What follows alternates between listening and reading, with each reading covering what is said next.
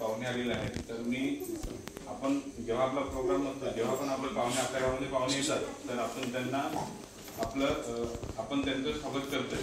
तर मी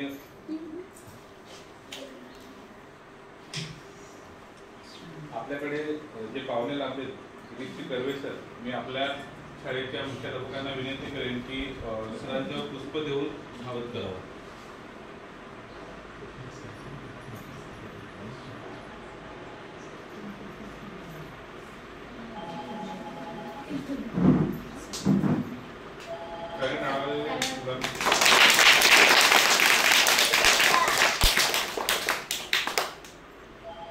त्यानंतर पूजा मॅम आहेत. मागच्या वेळेस आपल्या वृक्षारोपणच्या प्रोग्राममध्ये आपण एकत्र आलेलो होतो, तर मी टोपे सरांना विनंती करेन की मॅमचं पुष्प देऊन स्वागत करावं.